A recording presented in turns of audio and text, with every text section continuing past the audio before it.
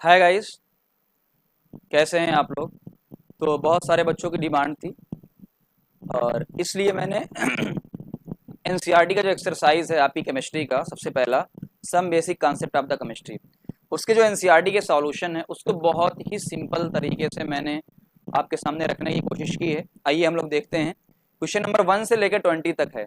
हालांकि मैंने YouTube channel पे अपने अभी तक डाला नहीं है, पूरा कोर्स नहीं डाला है, बट धीरे धीरे वो भी डल जाएगा क्योंकि बहुत 9, 10th, 11, 12 होता है। बट एक्सरसाइज आइए हम लोग शुरू करते हैं, देखते हैं बहुत कम समय में। पहला क्वेश्चन आपसे बोला गया है, पहले क्वेश्चन में आपसे कहा गया है कैलकुलेट द मॉलिक्यूलर मास। अच्छा, मॉलिक्यूलर मास क्या होता है भाई? एक मॉलिक्यूल का मास, ठीक है ना। जैसे एग्जांपल के तौर पे H2O, इसके अंदर कौन कौन है? हाइड्रोजन है और ऑक्सीजन है। तो हाइड्रोजन का 1 होता है, सबको पता है। और कितने हाइड्रोजन है? 2। 1 इंटू 2 प्लस ऑक्सीजन का 16, 18 हो गया। सिंपल आपको जोड़ना है। कार्बन का 12 होता है। अब कुछ लोगों को होगा कि ये क्या हमें दिया रहेगा, ये याद करना है। भाई इतना तो 9, 10th में ही याद हो जाना चाहिए, वरना 11th में तो याद हो ही जाना चाहिए। कम से कम आपको 30 तक का तो पूरा याद होना चाहिए ना, कम से कम। कार्बन का 12 होता है, ठीक। या इसकी सिंपल ट्रिक होती है, जो एटॉमिक नंबर होता है उसका डबल कर दो। अगर एटॉमिक, जैसे कार्बन का 6 होता है, 6 दूनी 12। अगर 7 होगा तो उसका 15 हो जाएगा। लेकिन नाइट्रोजन का 14 होता है, तो एक हल्का हल्का को डबल के आसपास होता है। जैसे देखो, ऑक्सीजन कितना होता है? 8। एटॉमिक नंबर है तो 8 दूनी 16, तो 16 हो गया। तो 2 ऑक्सीजन है तो 16 दूनी 32, तो ये 44 हो गया। कार्बन का 12 होता है, हाइड्रोजन का 1 होता है, लेकिन हाइड्रोजन 4 है तो 12 प्लस 4 कितना हो जाएगा? 16। ये बहुत ही ईजी था, इसमें कुछ मुझे नहीं लगता कुछ करना है। आगे देखते हैं। ये वाला क्वेश्चन थोड़ा सा अच्छा है, ज्यादा नहीं, बस थोड़ा सा अच्छा है। आइए देखते हैं। आपको दिया है calculate the mass percent of different element percent in sodium sulphate. Sodium sulphate का इन्होंने फार्मूला दिया है। तो देख लो, सबसे पहले अगर कोई भी फार्मूला होता है, सबसे पहले देखो मास परसेंट निकालने का तरीका क्या होता है। फार्मूला तो आपको याद करना पड़ेगा कि जिसका आपको निकालना है उसका मास रखो, जो भी मास उसका होगा, इनटू एटॉमिसिटी। अच्छा, मैंने एटॉमिसिटी क्यों लिखा है, अभी उसका रीजन देखते हैं। हालांकि टोटल मास भी लिख सकता था, एटॉमिसिटी थोड़ा सा आसान हो जाता है। इंटू 100, क्योंकि परसेंट में आपको लिखना है, और नीचे टोटल। तो अगर मैं एक सिंपल लाइन में आपसे बोलूं क्या है कि जिसका निकालना है उसका ऊपर रखो अपॉन टोटल। जैसे एग्जांपल मैं आपको दिखा देता हूं पूरा का पूरा। तो टोटल कैसे निकालेंगे? टोटल कौन है ये, इसका निकालो। सोडियम का 23 होता है तो 2 सोडियम में 23 इंटू 2 हो जाएगा। सल्फर का 32 होता है, ऑक्सीजन का 16 होता है, 16 इंटू 4, ये टोटल कितना आ गया? 142 है। Total mass of the compound 142 आ गया। आओ देखते हैं सोडियम का निकालना है। तो सोडियम का होता कितना है? 23, मैंने रख दिया। अब एटॉमिसिटी का मतलब ये होता है कि उस कंपाउंड में वो कितना है। बताओ सोडियम कितना है? 2, इसलिए मैंने 2 से मल्टीप्लाई कर दिया। अब हालांकि आप ये भी कर सकते हो कि भाई सोडियम 23 दूनी 46, टोटल 46 होता है, लेकिन इस तरीके से थोड़ा आसान हो जाता है कि मास लिखो और एटॉमिसिटी, यानी वो एटॉमिसिटी का मतलब क्या होता है, वो कितना है। जैसे देखो सोडियम 2 है तो इसका 2 हो जाएगा एटॉमिसिटी, सल्फर 1 है तो उसका 1 हो जाएगा एटॉमिसिटी, और ऑक्सीजन 4 है तो उसका 4 हो जाएगा ना, सिंपल। तो यहाँ पर देख लो, सोडियम का 23 होता है इंटू 2, और 100 से मास परसेंट है तो 100 से मल्टीप्लाई, नीचे 142, तो इसका परसेंट आ जाएगा। कैलकुलेशन तो आप खुद कर सकते हो ना, कैलकुलेशन की जिम्मेदारी आपकी होती है, पर्सनल होती है सबकी। देखो सल्फर 32 है, यहाँ इसकी एटॉमिसिटी कितना है? 2, इसकी एटॉमिसिटी 1, इसकी ऑक्सीजन की 4। अच्छा, एक और तरीका, जब हमने 32 ये निकाला और 22 निकाला, तो अब टोटल हमने ऐड कर दिया, तो हमारे कितना आएगा? 55 पॉइंट समथिंग आएगा, 9 आएगा। 100 में से माइनस कर दो, ऑक्सीजन का आ जाएगा। बट हमने पूरा सॉल्व कर लिया है ना, तो ये फार्मूला होता है, ये आपको ध्यान रखना। अगला देखते हैं, सिंपल सा इंपिरिकल फार्मूला है। इंपिरिकल फार्मूला तो कुछ नहीं है, एक और क्वेश्चन देखो। इंपिरिकल फार्मूला आपको क्या दिया हुआ है? Iron oxide, formula of oxide of iron which has 69.9% iron है, 30.1% क्या है? Dioxygen by mass. अच्छा, जब भी कोई वैल्यू दे दे आपको ना बाई मास, इसका मतलब क्या होता है कि वो 100 ग्राम में 69 ग्राम ये है और 30 ग्राम ये है, इसका ये मतलब होता है। तो आओ देखते हैं भाई। परसेंट का मतलब है कि वो इतने ग्राम है, 100 में से इतना है ना, जिसे हम कहते हैं ना कि 100 में से मेरा 80% आया, तो मतलब 100 नंबर में से 80 नंबर आया। तो ये जो 69.9 दिया है मतलब वो ग्राम दिया है। तो देखो आयरन इतना दिया हुआ है, ऑक्सीजन इतना दिया हुआ है। अब मॉलिक्यूलर वेट, ये तरीका होता है, ये क्वेश्चन ध्यान रख लेना, ये क्वेश्चन आपको ध्यान रख लेना है, ठीक है ना, ये इंपॉर्टेंट कर लो ये क्वेश्चन, ताकि इसी तरीके से चलना है। अब ये आपको दिया हुआ है, अब यहाँ से हमने अपना खेल शुरू कर दिया है। मॉलिक्यूलर वेट कितना होता है आयरन का? 56 होता है, ऑक्सीजन का 16 होता है। हम मोल निकालेंगे, सबसे पहले क्या निकालेंगे? मोल। अच्छा, मोल क्या होता है? Given weight upon molecular wait. Given weight कितना है? 69, मॉलिक्यूलर वेट 56, ये आ गया 1.25। इसका कितना होता है? 30 आपको दिया है, 16 होता है, 1.88 आ गया। चलो यहाँ तक आ गया। अब हम क्या करेंगे? सिंपल रेशियो में कन्वर्ट करेंगे। अच्छा, एक सिंपल तरीका होता है, मान लो अभी तो 2 दिया था, एफ ई और ओ दिया था, कल को 3 दे दे, 4 दे दे, पूरा एक पैटर्न ऐसे बना लेना। तो जब आप रेशियो की बात करोगे तो क्या करना है, जो सबसे छोटी गिनती आएगी, जो सबसे छोटी कौन इसमें 1.88 में और 1.25 में सबसे छोटा कौन है 1.25 है, उसी से सबको डिवाइड कर दो। जब इसको डिवाइड करोगे 1 आएगा, इसको डिवाइड करोगे तो 1.5 आएगा। आपको रेशियो चाहिए, क्या चाहिए, रेशियो। बताओ क्या ये सिंपल रेशियो है, नहीं भाई। रेशियो का मतलब क्या होता है, 1 हो, 2 हो, 3 हो, 4 हो, 5 हो, 6 हो, ये होना चाहिए, पॉइंट में नहीं होना चाहिए। अब बताओ आपको 1.5 को सिंपल रेशियो में कन्वर्ट करना है तो क्या करोगे, 2 से मल्टीप्लाई कर दो, कितना हो जाएगा 3। तो अगर 2 से यहां मल्टीप्लाई किए हो, अगर 2 से यहां मल्टीप्लाई किए हो, यहाँ भी 2 से मल्टीप्लाई करना पड़ेगा, तो कितना हो गया, ये Fe 2 हो गया सिंपल रेशियो, ऑक्सीजन का 3 हो गया। तो देखो फार्मूला बन गया Fe2O3। ये क्या बन गया, आपका पूरा का पूरा एक फार्मूला बन चुका है ना। इसी बेस पर सेम को एक क्वेश्चन और आएगा, अभी आगे आएगा, वो हम लोग देखेंगे। तो आपको कुछ नहीं करना, यही स्टेप। पहला आपको ये दिया होगा मॉलिक्यूलर वेट आपको याद होता है, मोल निकालो और मोल का रेशियो निकाल दो, और कुछ नहीं करना है, ठीक है ना। मोल का रेशियो निकालना है आपको। चलो अगले क्वेश्चन की तरफ चलते हैं। ये थोड़ा सा अच्छा क्वेश्चन रहता है क्योंकि लिमिटिंग रीजन का इसमें यूज करना है, आपको सिखाया जाता है। चलो अब देखो कितना आसान है। Calculate the amount of carbon dioxide that could be produce when. पहला क्वेश्चन, 1 मोल कार्बन को जलाया जा रहा है, बताओ 1 मोल, कुछ नहीं बोला तो क्या करेंगे, रिएक्शन लिखेंगे, कार्बन प्लस O2 CO2। सबसे इंपॉर्टेंट चीज क्या है, रिएक्शन को बैलेंस करो। सबसे इंपॉर्टेंट चीज क्या होती है, यही लोग गड़बड़ी करते हैं। रिएक्शन को हमें क्या करना होता है, बैलेंस। हमने बैलेंस किया, देखो यहाँ भी कार्बन 1, यहाँ भी 1, यहाँ 2 ऑक्सीजन, यहाँ 2 ऑक्सीजन, मसला है, बैलेंस है। अच्छा इससे क्या फर्क पड़ता है, इसका मतलब ये होता है कि आप बैलेंस करने, अच्छा देखो जब कुछ भी नहीं लिखा है ना, जब कुछ भी नहीं लिखा है तो मैं यहाँ एक चीज लिख देता हूँ, कुछ भी ना लिखो या लिख दो भाई ये 1, ये भी क्या है 1, ये भी क्या है 1, तो ये भी क्या है 1, ठीक है ना। तो ये पूरा का पूरा 1 है। तो इसका क्या मतलब, इस क्वेश्चन को सीख लो, इसकी हेल्प से आप बहुत सारी चीजें सीख सकते हो। आओ देखते हैं थोड़ा। देखो क्या है भाई, 1 मोल कार्बन ले रहे हो, 1 मोल ऑक्सीजन ले रहे हो, तो 1 मोल क्या मिल रही है CO2। तो बताओ कार्बन का जो मोल होगा 12 ग्राम होगा, हालांकि कार्बन सॉलिड में अभी है। अच्छा ऑक्सीजन का 1 मोल मतलब 32 ग्राम, भाई सबको पता है ना, 16 दूनी 32, 32 होता है। कार्बन डाइऑक्साइड 12 प्लस 32 44, यानी 1 मोल में 32 ग्राम, 1 मोल में 44 ग्राम। ठीक है, अच्छी बात है, हमने कहा ये क्वेश्चन हमसे हो गया। यानी 1 मोल अगर आप जलाओगे तो 44 ग्राम आपका कार्बन डाइऑक्साइड मिल जाएगी। अगला दिया है, अगर 1 मोल कार्बन बर्न कर रहे हो लेकिन 16 ग्राम ऑक्सीजन ले रहे हो, डाई ऑक्सीजन दिया हुआ है, 16 ग्राम ले रहे हो। अच्छा एक बात बताओ, 16 ग्राम आप ले रहे हो, इसका क्या मतलब है, इसका ये मतलब है, सबसे पहले ऐसी कंडीशन में आपको चेक करना होता है क्या ऐसा तो नहीं कोई खत्म हो जाएगा। आप खुद सोचो, एक बात बताओ, मान लो 2 चीज मिलकर रिएक्शन हो रही, कार्बन और ऑक्सीजन मिलकर रिएक्शन हो रही, अगर मैं कार्बन को हटा दूं क्या रिएक्शन हो पाएगी, नहीं। अगर मैं ऑक्सीजन को हटा दूं तो रिएक्शन हो पाएगी, नहीं। रिएक्शन कब तक होगी, जब तक दोनों बाकी रहेंगे, या उनमें से एक तो बाकी ही रहना चाहिए भाई, या तो दोनों हो या तो कम से कम एक बाकी रहे, ठीक है ना। जैसे एग्जांपल मेरा कंफ्यूज ना होना, मेरा क्या है, कार्बन प्लस O2 है। अगर मैं कार्बन का कार्बन तो 1 मोल लिया है मैंने, ऑक्सीजन अगर मैं ले रहा हूँ 16 ग्राम, तो अब मुझे ये देखना पड़ेगा कि 16 ग्राम में कितना होता है। 16 ग्राम में कितना होगा, 0.5 मोल, मतलब आधा मोल होगा, ठीक है ना। तो अब बताओ अगर ये आधा मोल है और ये 1 मोल है, पहले कौन खत्म होगा, पहले खत्म होगा ऑक्सीजन। अब बताओ अगर ऑक्सीजन पहले खत्म हो जाएगा तो क्या उसके बाद रिएक्शन हो पाएगी, आप कार्बन लाख ले आओ लेकिन अगर ऑक्सीजन खत्म हो गई तो रिएक्शन होगी नहीं। तो इसी कॉन्सेप्ट को कहते हैं लिमिटिंग रिएजेंट। सबसे पहले ऐसी कंडीशन में क्या करना होता है, आपको लिमिटिंग रीजेंट चेक करो। हालांकि ऐसे क्वेश्चन में डायरेक्ट आपको दिख रहा है, बट बहुत सारे क्वेश्चन में आपको नहीं दिखेगा, तो सीखो, सिर्फ एक क्वेश्चन मत सॉल्व करो, आप इसके जरिए सारे क्वेश्चन को सॉल्व करो। ऐसे क्वेश्चन में जब आपसे पूछा जाए कि इतना मैं ले रहा हूँ उतना ले रहा हूँ, क्या करो, सबसे पहले लिमिटिंग रीजेंट चेक करो। क्या तरीका होता है, मोल, मोल अपान कोफिशियंट।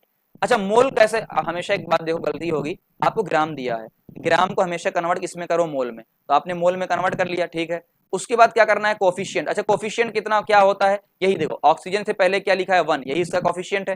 कार्बन से पहले क्या लिखा है 1, वही इसका कोफिशिएंट है। तो मोल अपान कोफिशिएंट जिसका कम हो, जिसका मोल अपान कोफिशिएंट कम होगा वही क्या होगा, लिमिटिंग रिएजेंट होगा। इस केस में बताओ लिमिटिंग रिएजेंट कौन होगा, दिख ही रहा है आपको 0.5, 1 तो है, 0.5 यही लिमिटिंग रिएजेंट है। अब जो लिमिटिंग रिएजेंट आया उसी के अकॉर्डिंग ही हम फाइंड करेंगे।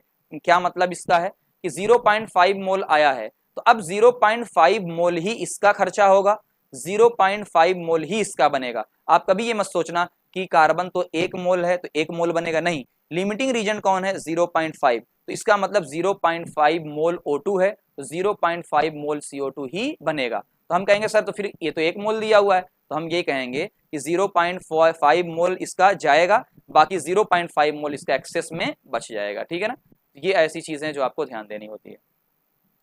ये हो गया, यानी अच्छा मोल तो आ गया, यहाँ पर मोल आया है, लेकिन हमें क्या चाहिए, ग्राम में चाहिए। तो 1 मोल में 44 होता है, तो 0.5 मोल में 22 हो जाएगा। सिंपल है क्वेश्चन, है ना। चलो आगे बढ़ते हैं।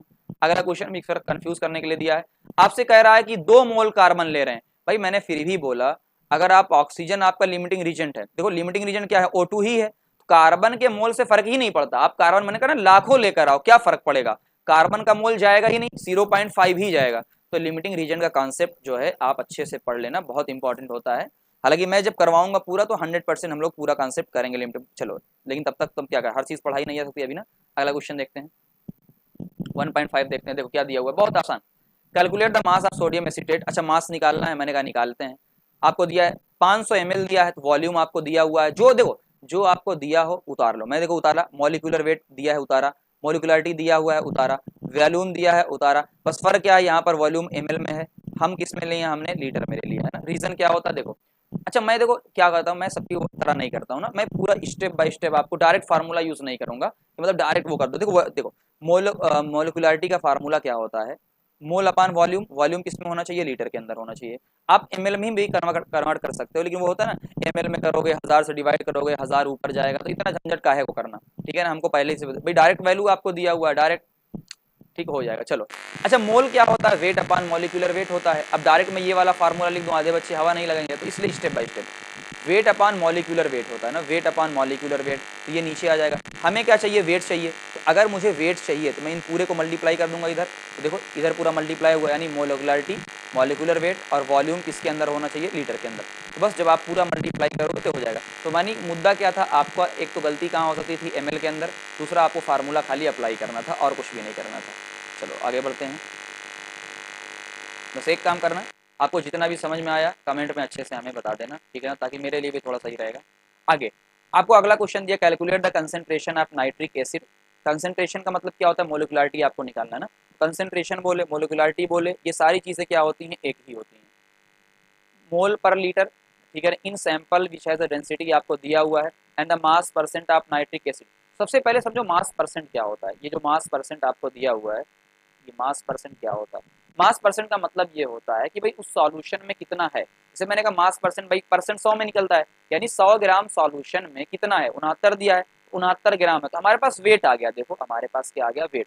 तो देखो इनडायरेक्टली दिया हुआ है, यानी 100 ग्राम सॉल्यूशन के अंदर 69 ग्राम HNO3 आपको निकालना। अच्छा HNO3 का मॉलिक्यूलर वेट हमने निकाल लिया, कितना आया, 63 ग्राम ना। एक हाइड्रोजन का, नाइट्रोजन का 14, ऑक्सीजन का 16 इंटू 3 48 15 63 आ गया पूरा। मॉलिकुलरिटी की मैंने पहले ही बताया था आपको क्या होता है, एन बाई वॉल्यूम लीटर के अंदर होता है। सबसे पहली चीज तो आपको मोल निकालो, मोल क्या है, वेट अपान मॉलिकुलर वेट। वेट कितना दिया, देखो यहाँ से मिल गया 69, मॉलिकुलरिटी मॉलिकुलर वेट हमने निकाल लिया 63, ये 1.095 आया। लेकिन अभी आपको क्या चाहिए, आपको वॉल्यूम चाहिए अभी, किसके अंदर लेकिन चाहिए, लीटर के अंदर चाहिए। लेकिन वॉल्यूम कैसे निकालेंगे ना। अब बताओ क्या डेंसिटी होती, मास अपान वॉल्यूम, हाँ होती, हमें वॉल्यूम चाहिए मास भाई। बस ध्यान क्या देना है, वॉल्यूम भी सॉल्यूशन का होता है, तो हमें हमें मास भी किसका चाहिए, सॉल्यूशन। कुछ गलती बच्चों से क्या होगी, 69 ले लेंगे, भाई ये 69 मास सॉल्यूशन का थोड़ी है, ये 69 तो नाइट्रिक एसिड का है, हमें सॉल्यूशन का चाहिए, क्योंकि वॉल्यूम तो पूरे सॉल्यूशन का होता है ना। तो वॉल्यूम क्या देखो 100 अपान 1.41 जो डेंसिटी है, ये किस में आएगा, ml में। भाई डेंसिटी, अच्छा एक और गलती है, ये क्वेश्चन बहुत फेवरेट है, क्यों, रीजन ये है, यहाँ पर जो क्या दिया है ml के अंदर, ml। तो यहाँ पर अगर डेंसिटी आपकी ml के अंदर दी है, तो हमारा जो वॉल्यूम आएगा वो भी किसके अंदर आएगा, ml के अंदर। अगर डेंसिटी लीटर के अंदर दी होती तो भी क्या आता है, लीटर। ये क्वेश्चन बहुत फेवरेट है, ये क्वेश्चन को मैं स्टार लगा देता हूँ कि ये क्वेश्चन आपको 2-3 बार करना है, ठीक है, प्रैक्टिस करना है 2-3 बार, ठीक है ना। अब देखो मोल क्या होता है, ये आपको मोल आपको मिल गया, वॉल्यूम आपको मिल गया। ये मैंने जो 1000 से डिवाइड किया है, वो 1000 से डिवाइड क्यों किया है, कि हमने ml है, तो ml को हमें कन्वर्ट करने के लिए 1000 से हम डिवाइड करेंगे, तो ऊपर ये 1000 चला जाएगा, ठीक है ना। तो आपका ये वैल्यू आपका मिल जाएगा, अब हमारा मोल पर लीटर में आ गया, ठीक है ना। तो आगे बढ़ते हैं हम लोग, ये क्वेश्चन बहुत अच्छा है, आप इसको प्रैक्टिस जरूर करिएगा, ठीक है ना पूरा। चलो आगे बढ़ते हैं, अगला क्वेश्चन अच्छा है लेकिन ईजी है, ठीक है ना। चलो अगला प्रैक्टिस करते हैं, देखते हैं क्या है अगले वाले में। चलो देखते हैं, आपको दिया हुआ है अगला वाला, अच्छा ये कहाँ भटक गया यार, हाँ इधर आपसे दिया हुआ है, how much copper can be obtain from 100 gram of copper sulphate. सबसे पहले क्या किया करो, जो भी आपको कंपाउंड दिया हो, मॉलिक्यूल दिया हो, सबसे पहले क्या निकालना होता है उसका, आप पूरा का पूरा निकाल लोगे। देखो कॉपर का 63.5, सल्फर का 32, ऑक्सीजन का 16 इंटू 4, यानी ये पूरा 1.1 आ गया। अब वन बाय वन समझो, अगर एक मॉलिक्यूल कॉपर सल्फेट का है तो कॉपर इसमें कितना है, एक एटम है, तो अगर मैं इसको एक मोल ले लूं तो कॉपर भी एक मोल हो जाएगा। सही बात है भाई, देखो एक मॉलिक्यूल तो एक एटम इसके अंदर कॉपर का है, एक मोल तो इसका भी एक मोल। चलो ठीक है, अब इसके एक मोल में कितना होता है, अभी निकाला हमने 159, और कॉपर का एक मोल कितना होता है, 63 का होता है, 63 ग्राम होता है। तो बताओ अगर 159 में 63, अब ये आपका वही होगा 10 टॉफी इतने की, तो एक टॉफी कितने की, 10 टॉफी है ना ये वाला, इसे बोला था यूनिटरी मेथड, ये बोला जाता है, ठीक है ना, ये आपको ध्यान देना है। चल अगर 1 ग्राम निकालेंगे तो कितना हो भाई, 63.5 अपान 159, 159 में 63 है तो एक में कितना होगा, उससे डिवाइड कर देंगे। हमें चाहिए कितने में, 100 में, तो 100 से मल्टीप्लाई कर देंगे तो इतना आ जाएगा। इसी तरीके से एक्स्ट्रा खाली है कि अगर आपको खुद सॉल्व करना है, 1 मोल कॉपर सल्फेट में 4 मोल ऑक्सीजन है, तो अगर 159 में कितना आएगा, 4 गुणे 16, इसके अकॉर्डिंग आप निकाल सकते हो ना। तो ये सारी चीजें हैं, आगे हम लोग पहले बढ़ते हैं।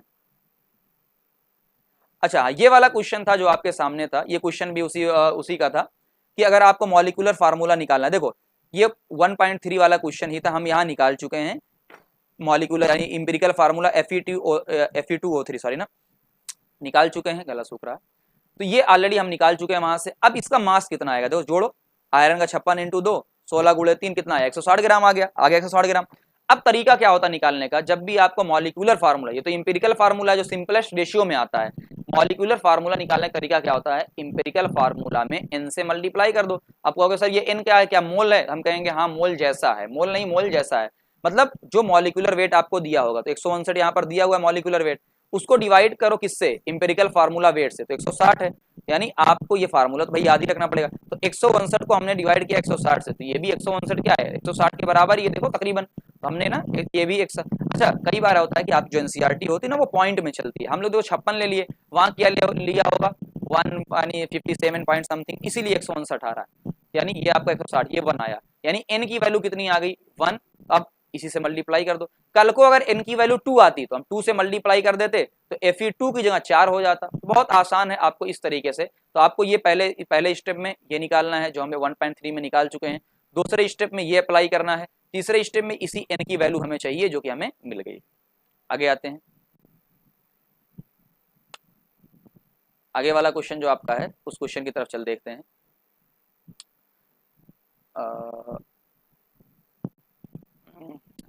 सॉरी ये थोड़ा सा मिस्टेक हो रहा है।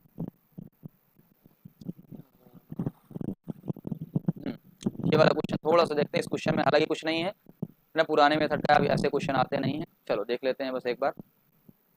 आपको दिया हुआ है कैलकुलेट एटॉमिक मास, आपको दिया हो सबका एवरेज एटॉमिक मास निकालना है, मतलब देखो जो क्लोरीन का ये क्या होता है आपका आइसोटोप ना, तो आइसोटोप ये दिया है कि भाई इसमें नेचुरल अबेंडेंस 75.7% है, ये 24% है, इसका मोलर मास इतना इतना है, आपको एवरेज निकालना है भाई, एवरेज दोनों, भाई दो नेचर में हमको एवरेज चाहिए, एवरेज क्या होता है, दोनों का निकाला जाता है कि दोनों ना होकर एक, जैसे मैं कह रहा हूँ भाई कुछ अच्छे बच्चे कुछ खराब बच्चे हैं, हम कहेंगे एवरेज निकालो, तो वैसे निकालेंगे। तो यहाँ पर एक 35 वाला मिल रहा है, एक 37 वाला मिल रहा है, तो बताओ एवरेज कितना आएगा ना, पहली चीज तो ये है। अच्छा एक सिंपल तरीका है ना, चलो अब क्या तरीका है देखते हैं। एवरेज एटॉमिक मास का मतलब क्या है भाई, इसका परसेंट इंटू इसका एटॉमिक मास कर दो, प्लस इसका परसेंट इंटू इसका एटॉमिक मास। अच्छा जब भी आप परसेंट करोगे तो उसको सिंपल फॉर्म में लिखोगे, तो उसके नीचे 100 से मल्टीप्लाई करोगे, सॉरी डिवाइड करोगे, वही मैंने किया है यहाँ पर परसेंटेज बाई 100, क्योंकि आप सिंगल फॉर्म में लिखोगे ना, या तो देखो 2-3 तरीका है भाई, जो तरीका आपको अच्छा लगे, हर तरीका मैं आपको बता दे रहा हूँ। पहला क्या हो, एवरेज निकालने का तरीका क्या हो, देखो ये परसेंट मैंने इसको सिंपल फॉर्म में कन्वर्ट कर लिया, भाई परसेंट को मैंने सिंपल फॉर्म में कन्वर्ट कर लिया, तो इस सिंपल फॉर्म इंटू इसका वेट, इस सिंपल फॉर्म इंटू इसका, यानी इस सिंपल फॉर्म को इसको मल्टीप्लाई, इस सिंपल फॉर्म से इसको मल्टीप्लाई कर दो, हो जाएगा, आपको ऐड कर दो दोनों को, ऑटोमेटिक क्या हो जाएगा आपका आ जाएगा, पहली चीज तो ये है ना। दूसरा तरीका जो लिखा होता है बुकों के अंदर, percent into molecular, percentage upon 100, यानी वही सिंपल तरीका आ गया, तो आप दोनों को ऐड कर दो। अब जब मैंने इन दोनों को ऐड किया तो 100 से नीचे दोनों में डिवाइड कर दिया, बात तो एक ही है, किसी तरीके से भी आप सॉल्व कर सकते हो ना, तो ये आपका आंसर आ जाएगा। अगला 1.10 को देखते हैं, आपको दिया 3 मोल ऑफ इथेन, ये आप बताओ 1 मोल इथेन में, ये इथेन है, बताओ 1 मोल इथेन में कार्बन कितना आ रहा है, 2 मोल आ रहा है, तो 3 मोल में 6 आ जाएगा। Number of mole of hydrogen atom, 1 मोल में कितना आ रहा है, देखो 6 हाइड्रोजन, यहाँ पर 6 हाइड्रोजन है तो 6 मोल, 3 मोल में 18, यहाँ पर 1 मोल में ये 2, ये तो बहुत इजी है ना, फालतू वाला का सवाल है, खाली बस दिया हुआ है ऐसे ही। अच्छा ये क्वेश्चन बताओ, ये क्या है, नंबर ऑफ मॉलिक्यूल बताओ, एक मोल में Na मॉलिक्यूल होता है, सबको पता है, और Na की वैल्यू सबको पता होती है, तो 3 मोल में 3 Na, अब Na की वैल्यू हमने रख दिया जो 6.03 इंटू 10 की पावर 23 होता है, बस करना ही क्या है। अगले क्वेश्चन की तरफ चलते हैं। अगला क्वेश्चन और सारे इजी हैं, कुछ ही क्वेश्चन खाली आपको थोड़ा अच्छे मिलेंगे। आओ देखते हैं इस वाले क्वेश्चन को। इसमें क्या दिया, आपको पूरा पूछा हुआ है ना सारी चीजें, तो दिया क्या है, पहला 20 ग्राम वेट दिया है, 2 लीटर वॉल्यूम आपको दिया, मोलिकुलरिटी पूछा है। सबसे पहले क्या किया करो, जो दिया है उसको लिखो, फार्मूला लिखो। मोलिकुलरिटी फार्मूला क्या होता है, N/V, यानी मोल अपॉन वॉल्यूम। मोल का क्या होता है, वेट अपॉन मॉलिक्यूलर वेट। क्या आपको वेट पता है, हाँ पता है, वॉल्यूम पता है, हाँ पता है, क्या मॉलिक्यूलर वेट पता है, नहीं पता है, निकाल लो। मॉलिक्यूलर वेट शुगर कितना होता है, हालांकि आपको डायरेक्ट याद होना चाहिए, शुगर का 342 होता है, आज के बाद याद कर लेना शुगर का क्या होता है, 342 होता है, बट आओ निकालो, C12H22O11 ना, ये आपकी शुगर होती है ना, शुगर, ग्लूकोज नहीं, ग्लूकोज अलग चीज होती है, शुगर की अलग चीज होती है ना। सुक्रोज को शुगर अगर बोलते हैं मोस्टली, या जो भी होती है, तो क्या होता है कि 2 लोगों के मिलने से बनती है। जैसे मान लो आपका ग्लूकोज है और फ्रक्टोज है, ग्लूकोज और फ्रक्टोज आपस में मिलते हैं, एक वाटर मॉलिक्यूल निकलता है, तो क्या होता है, ये ऐसा बनता है ना, एक तरीका होता है, बायोमॉलिक्यूल में आपने पढ़ा होगा या पढ़ेंगे आप 11th में, या मैं खुद पढ़ा दूंगा ना। चलो, तो आपने जब निकालना 342 आएगा, वो सबका निकाल लोगे भाई, 12 है, 12 कार्बन है, 12 × 12, 22 हाइड्रोजन है, 1 × 22, 11 ऑक्सीजन है, 16 × 11, 342। हालांकि रट लो तो ज्यादा बेटर है, क्योंकि ये जहां यूज होगा सीधा 342, बस रख दो, 20/342 अपॉन फार्मूला जो है 2 लीटर, सीधा आपका आ गया। तो बस और कुछ नहीं करना था, बस आपको फार्मूला करना था, इसलिए मैंने बहुत सिंपल तरीके से सारी चीजें लिखी हैं ताकि आपको आओ। ये क्वेश्चन अच्छा है, अगला वाला क्वेश्चन अच्छे क्वेश्चन कैटेगरी में आता है, तो इस क्वेश्चन को भी आपको ध्यान देना, मैं इसको स्टार लगा देता हूँ। आओ देखते हैं, लेकिन ये क्वेश्चन क्यों अच्छा है उसके बारे में देखते हैं। आपको सारी चीजें देखो कैसे दी हुई हैं, देखो दिया हुआ है बहुत सारी चीजें, डेंसिटी दी हुई है, आपको सारी गलती कहाँ कहाँ हो सकती है उसके बारे में ध्यान देना है। पहला, जब भी आप देखो यहाँ पर डेंसिटी किस में दिया हुआ है, किलोग्राम में, हम अक्सर डेंसिटी किस में पढ़ते हैं, ग्राम के अंदर पढ़ते हैं, ठीक है ना, तो इस चीज़ का हमें ध्यान देना है। आइए देखते हैं पहले क्या कुछ दिक्कत हो रही है।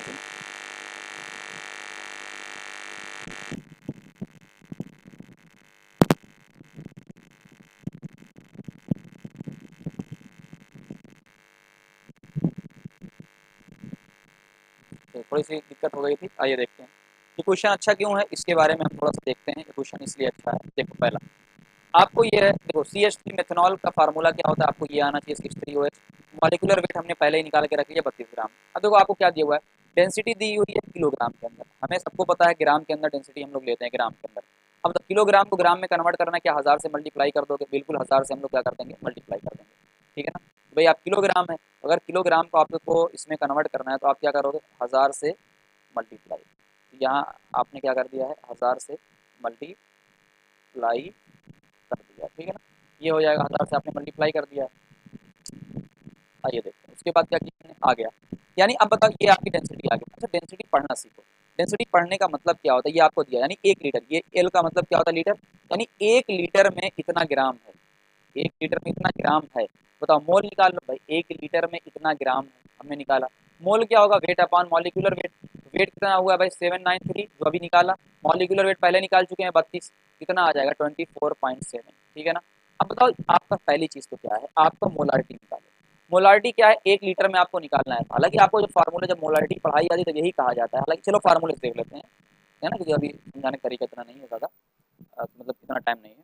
आओ देखते हैं मोलिकुलरिटी क्या होती है, N/V, मोल कितना है 24.7, वॉल्यूम कितना दिया हुआ है, अभी हमने कहा भाई ग्राम पर लीटर, यानी 1 लीटर, 1 लीटर आपको दिया हुआ है, यानी यही जो मोल है वही मोलारिटी हो जाएगी। रीजन क्या है कि 1 लीटर के अंदर निकाल रहे हैं। अब आपसे क्या पूछा गया, वॉल्यूम नीडेड। जब भी आपकी बात हो वॉल्यूम का मतलब डाइल्यूशन, यानी कुछ पानी मिला रहे हो, कुछ पानी एक्स्ट्रा कर रहे हो, क्या किस तरीके से निकाला जाता है, M1V1 = M2V2 ना। अच्छा ऐसा ये क्यों होता है, इसका भी रीजन पढ़ाया जाता है। कभी भी जब आप पानी मिलाते हो तो मोल तो हमेशा कांस्टेंट रहता है, और मोल का फार्मूला क्या होता है, यहीं से देख लो, आप खुद देखो, मोल कांस्टेंट रहता है। अगर आप देखोगे यहाँ से, मोल क्या होता है, एन का मतलब मोल है, अगर आपको मोल निकालना है क्या कर दो, एम और वी को मल्टीप्लाई कर दो, एम और वी को क्या कर दो, मल्टीप्लाई, यानी M1V1 जो पहले का था मोल और जो बाद का मोल है, दोनों क्या रहेंगे, कांस्टेंट। तो चेंज क्या होगा, मोलारिटी चेंज हो सकती है, वॉल्यूम चेंज हो सकता है ना। तो बताओ पहले हमने मोलारिटी निकाल ली कितना 24.7, V1 हमको निकालना है, बाद की मोलारिटी आपको दी हुई है, बाद का वॉल्यूम आपको दिया हुआ है, तो पहले वाला हमने निकाला। ये क्वेश्चन इसलिए बहुत अच्छा है, इसको आपको ध्यान देना। ये वन थोड़ा सा ऊपर, अगला क्वेश्चन है, अगले क्वेश्चन थोड़ा सा आपको डेरिवेशन की बात है, ये क्वेश्चन आपका कभी भी आ सकता है, इसलिए इसके डेरिवेशन को बताने में थोड़ा सा समझिएगा आप। आपसे क्या कहा जा रहा है उस चीज़ को समझिएगा।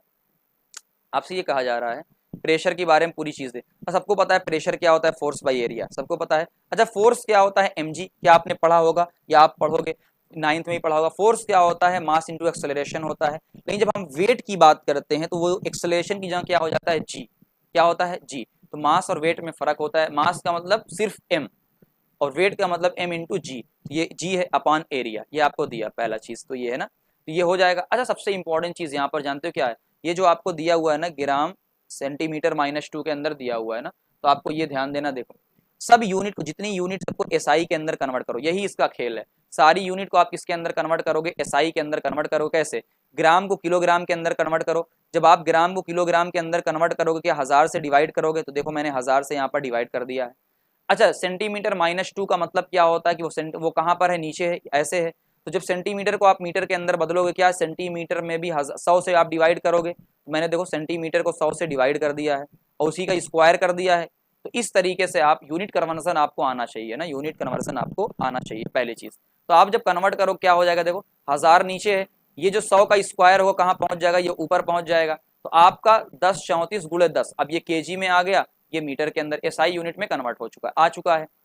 अब m आ चुका है ना। अच्छा एक चीज आप खुद गौर करना, यहाँ सबसे इंपॉर्टेंट चीज जो कंफ्यूज करने के लिए दिया है, आप एरिया खोजोगे कि सर एरिया कहाँ है, एरिया, जबकि जब आपको ये सेंटीमीटर स्क्वायर दिया है, इसका मतलब इसने मास पर यूनिट एरिया दिया है।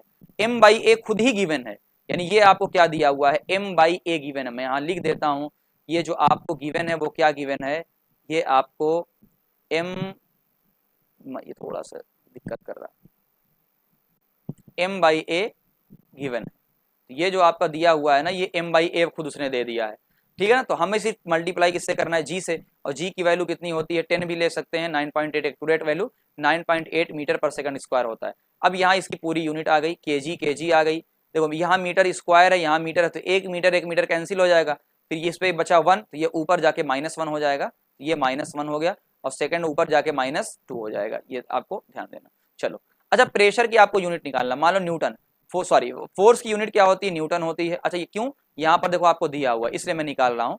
एक न्यूटन कितना होता है भाई, देखो प्रेशर की जो यूनिट है भाई, आपको फोर्स की यूनिट क्या होती है, न्यूटन, इसी को चाहिए, तो प्रेशर इंटू एरिया, प्रेशर की यूनिट अभी हमने निकाली केजी, मीटर -1, s -1, एरिया की यूनिट क्या होती है, मीटर स्क्वायर। तो अब देखो न्यूटन की यूनिट क्या बन गई, केजी मीटर सेकेंड -2, ये आपका बन गया। आपको क्वेश्चन में क्या गिवन है, हालांकि डेरिवेशन है, कभी भी पूछा जा सकता है, तो इसलिए इसको ध्यान दे देना है थोड़ा सा।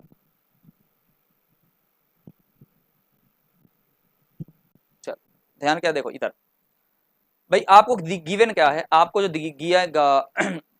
दिया हुआ है, 1 पास्कल किसके बराबर है, 1 न्यूटन मीटर -2 के बराबर है। अब मैं 1 न्यूटन को, ये जो न्यूटन आपको लिखा है, न्यूटन की जगह मैं क्या रख दूंगा, इसकी यूनिट रख दूंगा। मैंने न्यूटन की जगह इसकी यूनिट रख दी भाई, न्यूटन की जगह इसकी यूनिट रख दी, और मीटर स्क्वायर -2 की जगह -2 रख दिया, क्या बन गया, केजी -1 s -2, ये बन गया।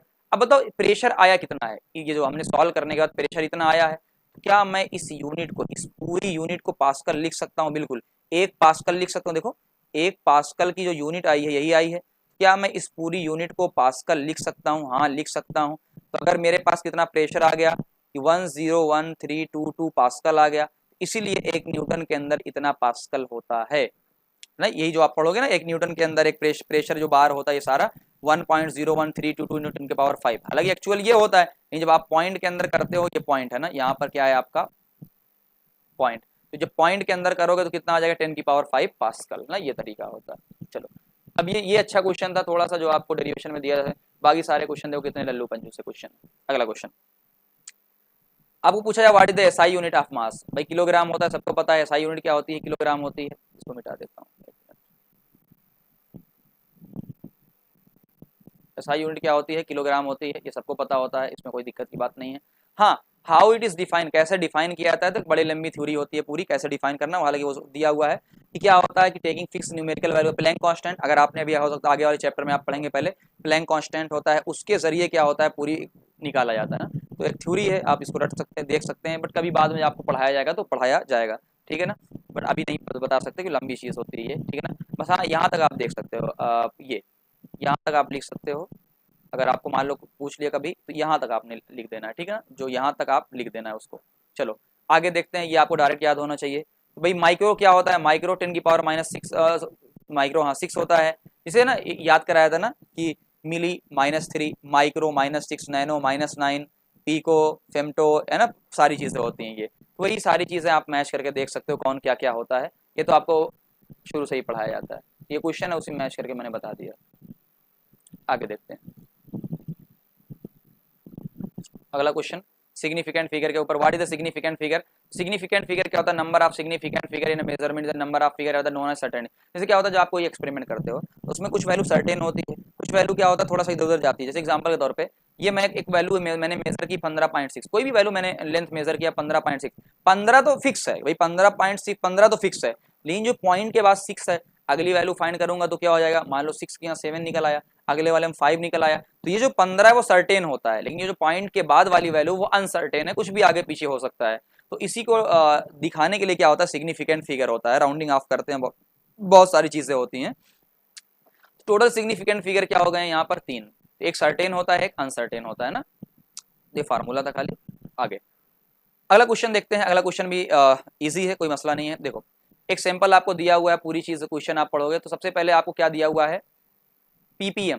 पीपीएम का मतलब क्या होता है, बाई मास पार्ट पर मिलियन। जैसे 15 पीपीएम, 15 पार्ट है किसके अंदर, पर मिलियन, यानी 1 मिलियन के अंदर 15 है, कितना है 15, तो 1 मिलियन पूरा सॉल्यूशन हो गया। तो हमने कहा भाई पूरा सॉल्यूशन हो गया, जो 15 आपका है वो क्या है, सॉल्यूट है, सॉल्यूट ही होता है ना, सॉल्यूशन के अंदर 15 पार्ट, ये सॉल्यूट आपका हो गया 15। अब इसको मास के अंदर लेना है, तो भाई परसेंटेज बाई मास क्या होता है कि आप सॉल्यूट का मास रखो, नीचे सॉल्यूशन का मास रखो, 100 से मल्टीप्लाई कर दो। 100 से मल्टीप्लाई क्यों करते हैं, क्योंकि हमें परसेंटेज की बात करनी है, हमें किसकी बात करनी होती है, परसेंटेज की बात करनी, इसलिए हम 100 की बात करते हैं।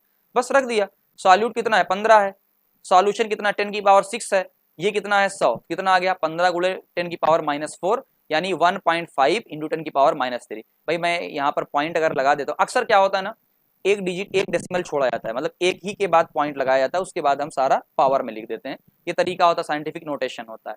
1.5 इंटू 10⁻³ परसेंट आपका आ गया। अगले देखते हैं क्वेश्चन, अच्छा है ये वाला भी, क्योंकि एक तरीके से क्या निकालना है आगे निकालना है। देखो क्वेश्चन अच्छा क्यों है, इसका रीजन ये, डिटरमाइन द मोलालिटी। अच्छा आपको मोलालिटी पूछा है इसके अंदर, अब खुद से को देखो, क्लोरोफॉर्म आपको दिया, फार्मूला क्या होता है CHCl3, कार्बन का 12, हाइड्रोजन का 1, क्लोरीन का 35.5 इंटू 3 यानी 119.5 आ गया। मोलालिटी क्या होती है, मोल अपान वेट, और वेट किसके अंदर होता है आपका, किलोग्राम के अंदर होता है ना। तो जो वॉल्यूम होता है, मोलालिटी और मोलारिटी जो है दोनों अलग चीज होती है ना। बस देखो एन उसमें भी होता है, एन इसमें भी होता है, वहां वॉल्यूम होता है लीटर के अंदर, यहाँ वेट होता है केजी के अंदर। आओ देखते हैं ना पूरा सॉल्यूशन। देखो मोलालिटी आपने निकालना है, तो मोल, मोल कितना आएगा, मोल देखो मोल क्या होता है भाई, वेट, वेट आपको कितना दिया हुआ है, आपको आ गया 1.5 इंटू 10⁻³ मॉलिक्यूलर वेट अभी आपने निकाल लिया। वॉल्यूम कितना है, अच्छा वेट कितना है 100। अच्छा रीजन क्या है, ध्यान से मेरी एक बात समझना, हम लोगों ने जो भी परसेंटेज बाय वेट निकालते हैं वो किसके अंदर निकालते हैं, 100 के अंदर, है ना। ये बात कंफ्यूज ना करे आपको, ताकि ये बहुत इंपॉर्टेंट चीज है। यहाँ जो मैंने 100 लिखा है ना, ये सबसे बच्चे कंफ्यूज रहते हैं हमेशा। जब भी आप कोई परसेंट निकालते हो, परसेंटेज बाय मास निकालते हो, ये 100 के अंदर निकालते हो, किसके अंदर निकालते हो आप, 100 के अंदर। तो ये जो आपका परसेंट आया है वो 100 के अंदर आया है, किसके अंदर आया है, तो ये आपको क्लियर होना चाहिए कि ये जो मेरा आया है ये परसेंट, ठीक है ना, ये जो परसेंट आपका आया है वो 100 ग्राम के अंदर आया है, 100 ग्राम सॉल्यूशन, भाई 100 ग्राम सॉल्यूशन के रेस्पेक्ट में हमारा आया है, ठीक है ना। ये थोड़ा सा दिक्कत कर रहा है, 100 ग्राम सॉल्यूशन। तो अगर आपको 100 ग्राम सॉल्यूशन में आया, लेकिन हमें तो 1000 में चाहिए, हमें तो 1000 में चाहिए, तो मैं क्या करूंगा 100/1000, जो आपको कन्वर्जन का तरीका होता है ना वही 100/1000। या एक तरीका ये होता है, बाकी एक और तरीका हो सकता है, अगर 100 में इतना है तो 1000 में कितना, भाई 10 से मल्टीप्लाई कर दो, 10 से मल्टीप्लाई करोगे तब भी वही बात आएगी, तो ये आपकी वैल्यू निकल के इतना आ जाएगी। तो यहाँ आप सॉल्व कर सकते हैं। अगला देखते हैं,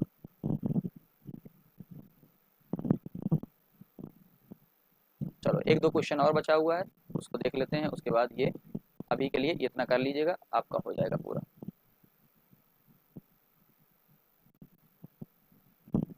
हाँ चलो देखते हैं अगला क्या दिया हुआ है, ये आपका दिया हुआ है express the following the scientific notation. जब भी साइंटिफिक नोटेशन की बात होगी इसका क्या मतलब होता है, एक डेसिमल के बाद 10 की पावर लगा दो, एक डेसिमल के बाद 10 की पावर। जैसे देखो 0.048 है, तो एक डेसिमल आप लोगे तो क्या 4.8 इंटू 10 की पावर कितना -3। भाई 4.8 इंटू 10 की पावर कितना -3 आएगा ना। यहाँ से आप देख सकते हो कि 4.8 इंटू 10 की पावर -3, यही आपकी वैल्यू आएगी। ठीक है ना। आगे इसमें कितना आएगा 2.34 इंटू 10 की पावर 5। अच्छा ये जो आपको अभी इतना थोड़ी सिखाया कोई अभी फिलहाल है ना, कि आपको ये -3 क्यों लिखा है, यहाँ +5 क्यों लिख दिया है। भाई ये जीरो, ये कम है 0.00, इसलिए -3 हमने लिखा है। यहाँ ज्यादा है, जीरो बाद में है, जीरो बाद में है, इसलिए पावर 5 लिखा है। इसमें कितना आएगा 8.008 इंटू 10 की पावर 3 है ना। इसमें कितना आएगा 10 की पावर 2, इसमें कितना आएगा 10 की पावर 0, 0 का मतलब उतना ही। तो ये आपको आता ही होगा, इसमें कोई मजाक की बात नहीं। चलो आगे सिग्निफिकेंट फिगर आपको बताना है। हाउ मेनी सिग्निफिकेंट फिगर, भाई एक लंबा टॉपिक होता है सिग्निफिकेंट फिगर का कि भाई क्या क्या होता है, बट यहाँ क्वेश्चन आ गया तो मैं इतना बता दे रहा हूँ। देखो सिग्निफिकेंट फिगर में क्या होता है, सबसे पहली चीज आपको ध्यान रखनी होती है, significant figure non zero digit से जो शुरू होता है उसी से होता है। जैसे पहला एग्जाम्पल के थ्रू कुछ कुछ समझ लेते हैं, बाकी बाद में देखेंगे। 0.0 तो ये 0 से शुरू है तो ये नहीं, ये 0 से शुरू है तो नहीं, तो ये क्या कहाँ है 2, तो एक 2 सिग्निफिकेंट फिगर हो गया, एक क्या हो गया 5, तो कितना टोटल कितने हो गए 2। तो नॉन जीरो डिजिट से ही क्या होना चाहिए, स्टार्ट होना चाहिए, नॉन जीरो डिजिट से ही स्टार्ट होना चाहिए।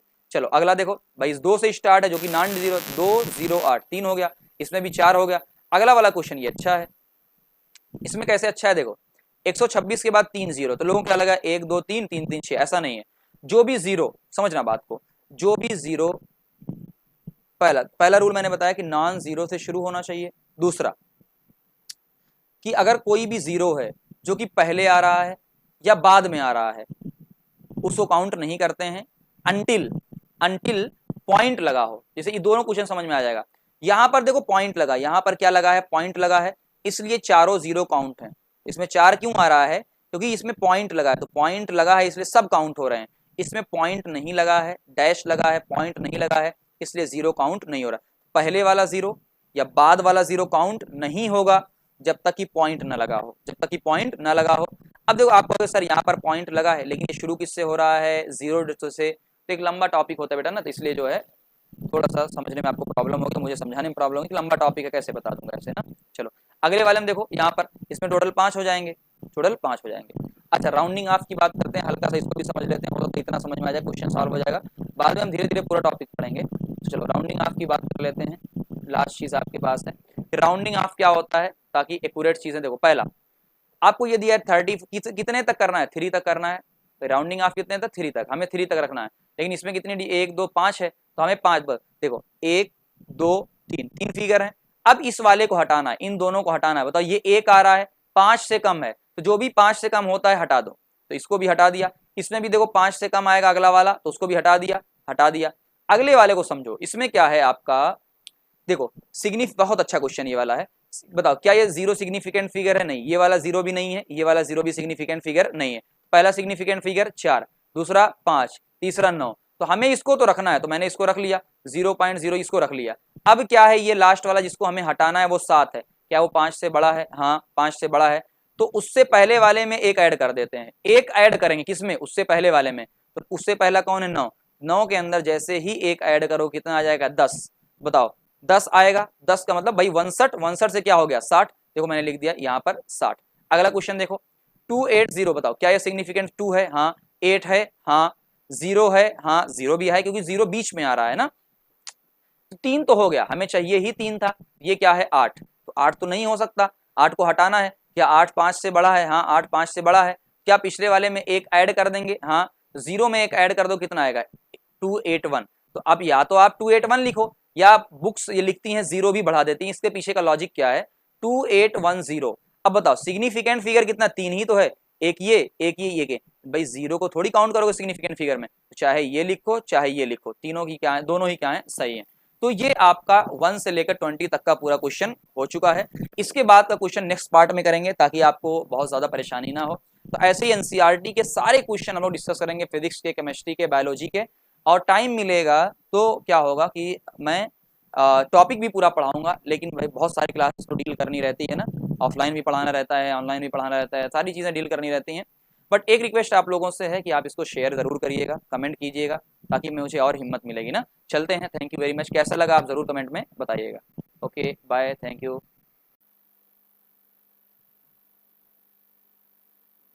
हाय गाइस, तो कैसे हैं आप लोग? ठीक ठाक होंगे, क्वेश्चन भी हो रहे होंगे।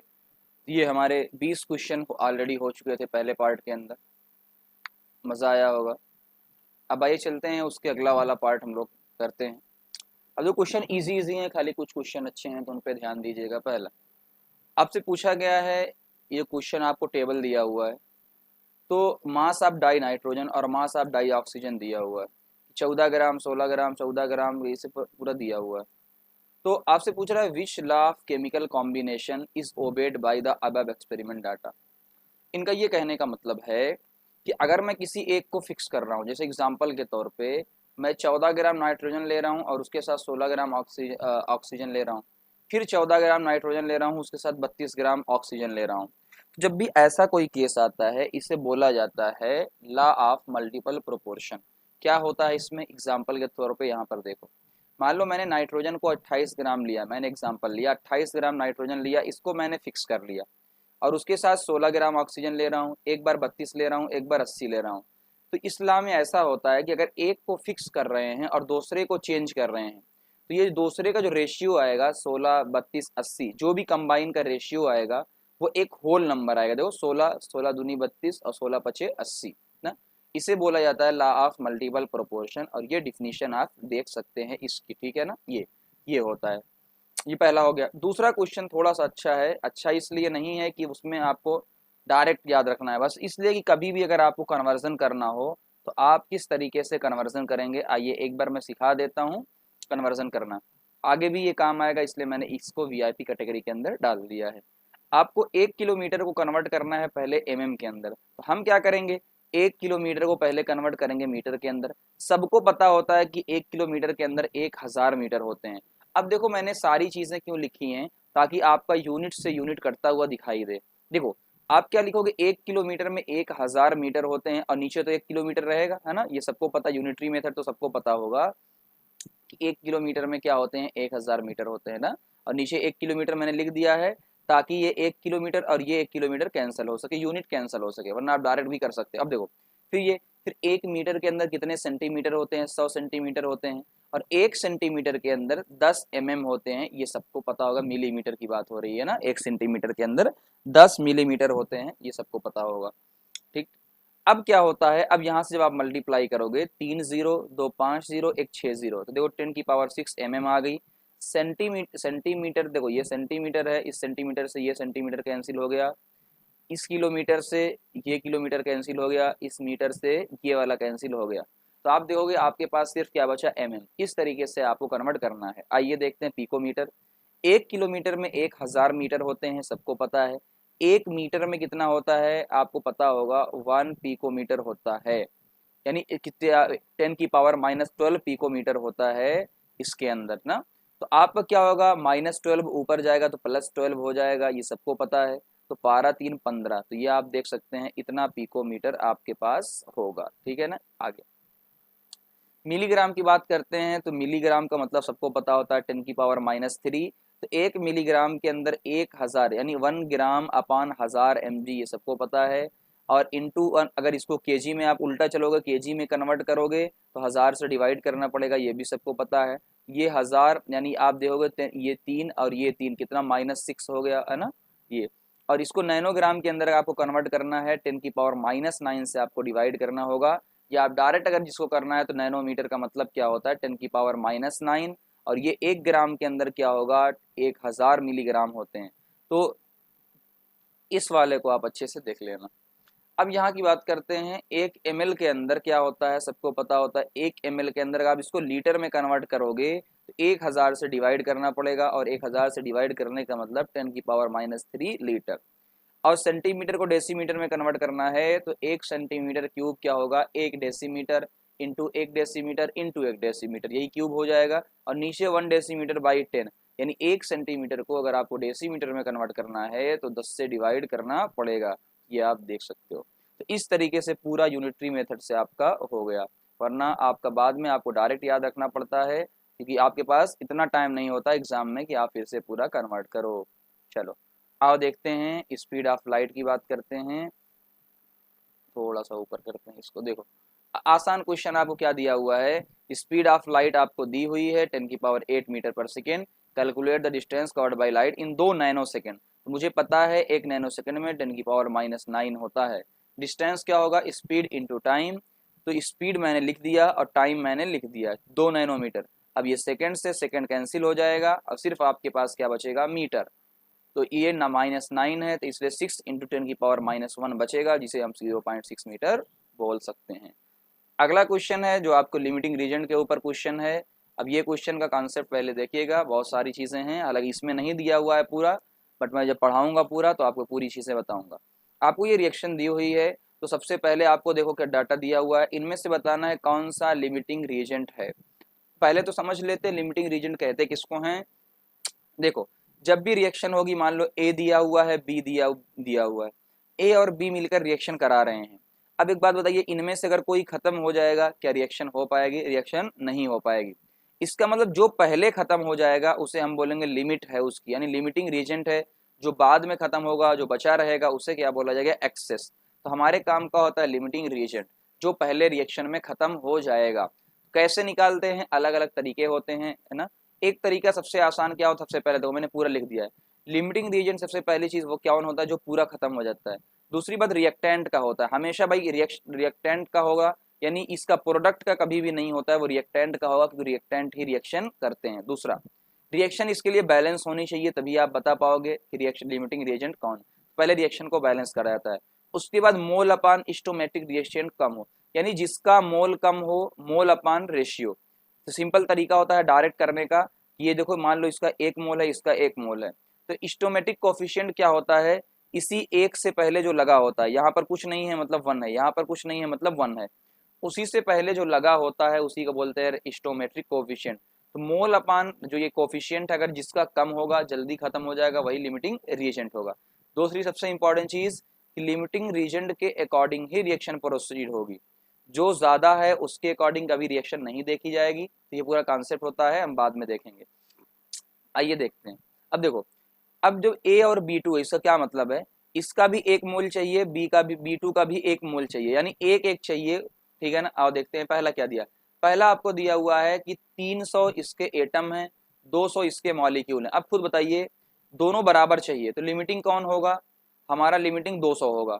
ये 300 है तो 300 इसको भी चाहिए, बट ये 200 है, इसका मतलब ये कम है, तो ये लिमिटिंग रीजेंट होगा। अब यहीं पर खाली एक चीज बता देता हूँ, फिर ये नहीं बताऊंगा कि ये 200 है, अगर ये 200 है तो ये भी 200 ही खर्चा होगा, तो इसका मतलब ए वाला 100 बच जाएगा, ठीक है ना, तो एक्सेस हो गया। अगला ए का 200 मोल, 2 मोल दिया है, बी का 3 मोल, बताओ कम कौन है, ए वाला, तो वो लिमिटिंग रीजन। अगला इसमें भी 100 एटम दिया हुआ है, इसमें 100 मॉलिक्यूल दिया है। अब बताओ दोनों इक्वल है, तो इसमें कोई भी लिमिटिंग रीजन नहीं होगा, या कई बार बोला जाता है कि इसमें कोई भी नहीं होगा या तो दोनों होंगे, ठीक है ना। तो हम दोनों कह सकते हैं कि लिमिटिंग रीजन दोनों, या तो कोई नहीं होगा या दोनों होगा, ठीक, दोनों ऑप्शन हमारे सही होंगे। तो यहाँ पर क्या हो जाएगा, नो लिमिटिंग रीजन, या फिर मैं नीचे लिख देता हूँ और बहुत, ठीक है ना। ये दोनों नहीं होंगे या तो क्या होगा, बहुत होगा, तो ये आपको ध्यान देना है। अगला इसका 5 मोल दिया हुआ है, इसका 2.5 मोल, तो 2.5 मोल वाला कम है, तो इसलिए ये लिमिटिंग रीजेंट हो जाएगा। फिर ये 2.5 मोल है, यानी सिंपल है, आपको देख सकते हैं जो कम होगा वो आपका लिमिटिंग रीजेंट हो जाएगा। आगे बढ़ते हैं।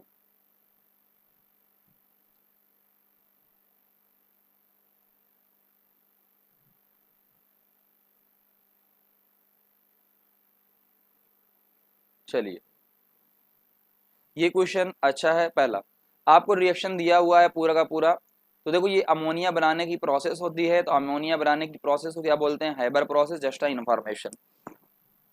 तो सबसे पहले हम क्या करते हैं, देखते हैं क्या क्या खेल इसमें किया हुआ है। आपको पहला पूछा गया है कि calculate the mass of ammonia produce if 2 10 gram nitrogen पूरा, या वो क्वेश्चन हो गया। तो सबसे पहले हम क्या करते हैं, जब भी दो डाटा, देखो समझो, दो डाटा गिवन है, दो लोगों का डाटा गिवन होता है, तो हमें ये चेक करना पड़ता है उनमें लिमिटिंग रिएजेंट कौन सा है। तो ये तो पहली चीज क्या करना है, हमें रिएक्शन को बैलेंस करना है। उन्होंने बैलेंस करके रिएक्शन को नहीं दिया हुआ है, हमने बैलेंस किया। बैलेंस करने के बाद हमें ये पता चला कि जो 1 मोल अमोनिया N2 चाहिए तो 3 मोल हाइड्रोजन चाहिए, तो 2 मोल क्या बनेगा, अमोनिया हमारा बनेगा। तो आइए पहले तो देखते हैं कि कितना क्या क्या खर्च होगा। देखो, नाइट्रोजन अगर 1 मोल चाहिए तो हाइड्रोजन 3 मोल चाहिए, ये हमने लिख दिया। अब 1 मोल नाइट्रोजन N2 कितने ग्राम की होती है, 28 ग्राम की होती है, और 3 मोल हाइड्रोजन 6 ग्राम की होती है। यानी जब 28 ग्राम नाइट्रोजन आएगी तो 6 ग्राम हाइड्रोजन को लाना पड़ेगा। तो 1 ग्राम में कितना आएगा, हमने निकाल लिया 6/28। लेकिन आपको दिया हुआ है अमोनिया डाई नाइट्रोजन कितना दिया हुआ, 2000 ग्राम। इसका मतलब 2000 ग्राम नाइट्रोजन दिया हुआ है। तो 2000 ग्राम नाइट्रोजन के लिए हमें कितनी चाहिए हाइड्रोजन, 428.5 ग्राम चाहिए, है ना, ये चीज ध्यान देना। यानी इतनी हमें क्या होना चाहिए, इतनी हमें चाहिए चाहिए, ठीक है। हमारे पास दिया कितना है, 1000 ग्राम, इसका मतलब ये एक्स्ट्रा है। तो अब हमने पता चल गया इसमें लिमिटिंग रीजेंट कौन सा है, नाइट्रोजन लिमिटिंग रीजेंट है, ठीक है ना। तो नाइट्रोजन क्या है, लिमिटिंग रीजन। तो हमने कहा हाँ ठीक है। दूसरा क्वेश्चन आपसे पूछा गया है, क्या कोई बचा रह जाएगा, हाँ भाई हाइड्रोजन क्या हो जाएगी, बची रह जाएगी। कितना बची रहेगी, हम कहेंगे जो लिमिटिंग रीजेंट है वो पूरी 428 ग्राम खत्म होगी। भाई 2000 ग्राम नाइट्रोजन खत्म होगी तो 428 ग्राम ये खत्म होगी, तो बची कितनी, तो 1000 में से इतना बच जाएगा, पहली चीज। इसने क्वेश्चन पूछा है अमोनिया। अब बताओ, सब इंपॉर्टेंट, मैंने पहले ही कहा था पहले हम लिमिटिंग रीजन चेक करेंगे। तो हमारा लिमिटिंग रीजन कौन मिल गया है, नाइट्रोजन। नाइट्रोजन अगर लिमिटिंग रीजन मिल गया है तो उसी के अकॉर्डिंग रिएक्शन जाएगी, प्रोसीड करेगी। तो नाइट्रोजन और NH3 है। अब बताओ, नाइट्रोजन का अगर 1 मोल जाएगा, NH3 का 2 मोल जाएगा। यहाँ पर देखो बैलेंस करने के बाद पता चल गया। तो 1 मोल नाइट्रोजन जाएगा तो 2 मोल NH3 जाएगा। तो 1 मोल में 28 ग्राम और इसके 2 मोल में 34 ग्राम। कैसे, नाइट्रोजन का 14, हाइड्रोजन है 3, 14 3 17, तो 1 मोल के अंदर 17 तो 2 मोल के अंदर 34। तो 1 ग्राम नाइट्रोजन का कितना जाएगा, 34/28। आपको दिया कितनी है नाइट्रोजन, 2000 ग्राम, तो 2000 ग्राम के अकॉर्डिंग निकाल लेंगे, बस बात खत्म। इस क्वेश्चन को प्रैक्टिस करिएगा। अगला, आपसे बोला गया है कि 0.5 मोल में और 0.5 मोलर में, यानी मोलारिटी में क्या डिफरेंस है। सबसे पहले मास निकालेंगे, Na2CO3 का मास Na का 23 इंटू 2, कार्बन का 12, ऑक्सीजन का 16 इंटू 3, 106 ग्राम आ गया। अब देखो ये मोल और मोलारिटी की बात करेंगे, मैं कहूंगा 1 मोल में 106 ग्राम है, बिल्कुल 1 मोल के अंदर। तो यहाँ कितना दिया हुआ है, 0.5 मोल, यानी उसका आधा, यानी 53 ग्राम। तो इसका सिंपल मतलब है कि भाई 53 ग्राम है, बस बात खत्म, 53 ग्राम और कुछ नहीं। जब मोलारिटी की बात करते हैं तो N इंटू वॉल्यूम, यानी लीटर के अंदर वॉल्यूम होता है, ये मोलारिटी का फार्मूला होता है। तो 0.5 मोलारिटी का मतलब होता है 0.5 मोल पर लीटर, यानी 1 लीटर के अंदर 0.5 मोल है, यानी 53 ग्राम है। अब देखो ये सिर्फ 53 ग्राम बैठा हुआ था, ये कहां पर है, 1 लीटर के अंदर 53 ग्राम है। तो दोनों में डिफरेंस है कि नहीं है, है बिल्कुल, दोनों में डिफरेंस है। चलो अगला क्वेश्चन,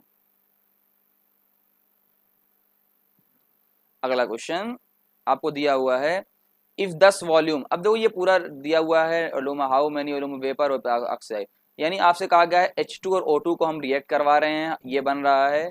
तो आपको बताना है कितना वापर जो है कितना H2O निकलेगा, और आपको डाटा दिया हुआ है। पहले समझो इस, फिर से वही, पहले रिएक्शन को बैलेंस करेंगे। हाँ हमने रिएक्शन देखो, 2 हाइड्रोजन इधर, दो दो हाइड्रोजन है, ठीक है, इधर 2 हाइड्रोजन है, इधर 2 ऑक्सीजन है, तो मैंने 2 से मल्टीप्लाई किया। इधर 2 से तो 4 हाइड्रोजन हो गया, तो हमें इधर 2 से मल्टीप्लाई करना पड़ेगा। यानी अगर अगर इसका 2 मोल है, इसका 1 मोल है, फिर इसका 2 मोल है, तो सबसे पहले लिमिटिंग रीजेंट फाइंड करना होता है हमें कि लिमिटिंग रीजेंट इसमें कौन सा है। तो अब हम कैसे देखेंगे, आपको दिया हुआ है H2 और O2 रिएक्टेंट का देखा जाता है। अब बताओ, अगर 2 मोल हाइड्रोजन जाएगा तो 1 मोल O2 बनेगा। अब इसमें वॉल्यूम देखेंगे, भाई मोल और वॉल्यूम का डायरेक्टली रिलेशन हम देख सकते हैं, सबको पता होता है ना। चलो, तो अगर 2 मोल किया, मैं 2 वॉल्यूम ले लूं, कोई मसला, कोई मसला नहीं, ना मसला है ना मसला है। तो भाई 2 मोल किया, मैं 2 वॉल्यूम ले लूं, है ना। तो मोल और volume PV equal to NRT, N directly V directly proportional to N, यहाँ से आपको पढ़ाया गया होगा कि हम ले सकते हैं। तो अगर इसका 2 वॉल्यूम जाएगा तो इसका 1 वॉल्यूम जाएगा, देखिए, और इसका अगर 1 वॉल्यूम जाएगा तो इसका 1/2, यानी आधा। आपको दिया हुआ हाइड्रोजन का 10 वॉल्यूम दिया है, यानी अगर हाइड्रोजन का 10 वॉल्यूम जाएगा तो ऑक्सीजन का 5 वॉल्यूम जाएगा। तो यही दिया हुआ है आपका, है ना, ये गिवन ही यही है, 10 वॉल्यूम इसका, 5 वॉल्यूम इसका, यानी कोई भी लिमिटिंग रीजेंट नहीं है, या मैंने कहा ना दोनों लिमिटिंग रीजेंट हैं। चाहे कोई नहीं है चाहे दोनों लिमिटिंग रीजन हैं। चलो अक्सर लोग क्या कहते हैं नो लिमिटिंग रीजन, तो हम कहेंगे ठीक है, नो लिमिटिंग रीजन का मतलब ये है कि आप रिएक्शन चाहे इससे लो चाहे इससे लो, बात बराबर है। जैसे एग्जांपल, मैं H2 और H2O को लेता हूँ, इसका भी 2 जाएगा, इसका भी 2 जाएगा, तो इसका 2 जाएगा, तो इसका 10 दिया हुआ है तो इसका भी 10 जाएगा, यानी आंसर हमारा कितना आया 10, पहली चीज। ठीक, चलो उसके नहीं, हम इसके अकॉर्डिंग देख लेते हैं, O2 के अकॉर्डिंग। O2 का 1 जाएगा तो ये 2 बनेगा, तो O2 5 दिया हुआ है तो 5 दूनी 10, तब भी 10 आएगा, बात बराबर है। आगे, convert the following into basic unit. अब देखो पीकोमीटर दिया हुआ है, सबको पता होता है जो पीकोमीटर होता है 10 की पावर -12 होता है, पहली बात, ये 12 लिखा हुआ है ना, 12। अब 12 लिखा हुआ है तो बस 12 से मल्टीप्लाई मैंने कर दिया। अब अच्छा, एक डिजिट हमेशा यहाँ देखो, ये 2 अंकों पे दी हुई है, हमेशा इसको कहाँ कन्वर्ट करना होता है, 1 अंक, एक पे, एक डेसिमल पे। तो मैंने जैसे ही यहाँ पर इस तरीके से किया, यानी 2 के बाद डेसिमल लगाया तो एक पावर बढ़ जाएगी, तो यहाँ पर -12 की यहाँ -11, सब में यही करना है। माइक्रो का मतलब -6 होता है, हमने कर दिया। mg का मतलब क्या होता है, 10 की पावर -3, बस यहाँ पर किलोग्राम के अंदर करना है तो -6 हो जाएगा, बात खत्म, और कुछ नहीं करना। आगे,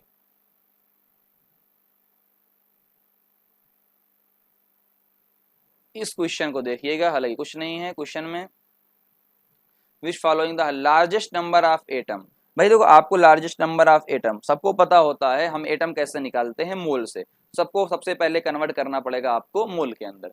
1 ग्राम AU है, 1 ग्राम, और मोल क्या होता है, वेट अपान मॉलिक्यूलर वेट। तो पहले निकाल लो सबका। AU का 197 होता है, ठीक है ना, तो 1/197। सोडियम का 23, तो 1/23। Li का 7, 1/7।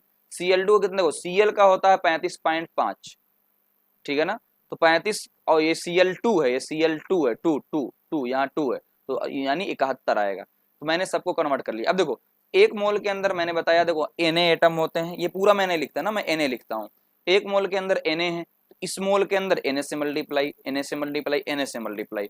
अब एक चीज समझना, बहुत इंपॉर्टेंट सिखाई जाती है, एक मोल के अंदर Na तो होता है, अगर यहाँ एटम है तो यहाँ भी एटम, यहाँ मॉलिक्यूल है तो यहाँ मॉलिक्यूल।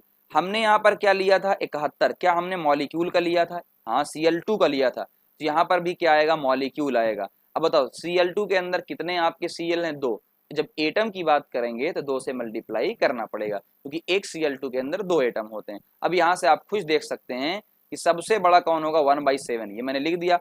ये सबसे कम है ना, डिनोमिनेटर और न्यूमरेटर तो जानते हैं, नीचे वाला जितना ज्यादा होगा रिजल्ट उतना कम आएगा। तो सबसे बड़ा कौन होगा, देख लो आप, 1/7, यानी इसके अंदर सबसे ज्यादा एटम आएंगे। चलिए अगला क्वेश्चन। अगला क्वेश्चन प्रैक्टिस के हिसाब से अच्छा क्वेश्चन है, अकॉर्डिंग टू द प्रैक्टिस। आओ देखते हैं। आपको दिया हुआ, calculate the molarity of the solution of ethanol in the water, mole fraction आपको दिया हुआ, डेंसिटी और कुछ नहीं। देखो डेंसिटी का मतलब समझो, डेंसिटी आपको दिया हुआ है वाटर 1, डेंसिटी ऑफ वाटर 1, 1 का मतलब क्या है, 1 ग्राम/ml, 1 ग्राम/ml। ये हमेशा याद रखना, बहुत ज्यादा आपके काम आएगा, ठीक है ना। कैसे काम आएगा, अभी वहां पर आप देखिएगा। 1 ग्राम/ml का मतलब होता है कि 1 ml का 1 ग्राम होगा, तो 1000 ml का 1000 ग्राम। ये चीज मेरी याद रखना, ये आपके बहुत ज्यादा काम आने वाली है, बहुत ज्यादा, पहले ही बता दे रहा हूँ, बहुत ज्यादा काम आने वाली है ये चीज, ठीक। यानी डेंसिटी बहुत ज्यादा काम आने वाली है। ये मैं आपको डब्बे के अंदर बंद कर देता हूँ ताकि आपको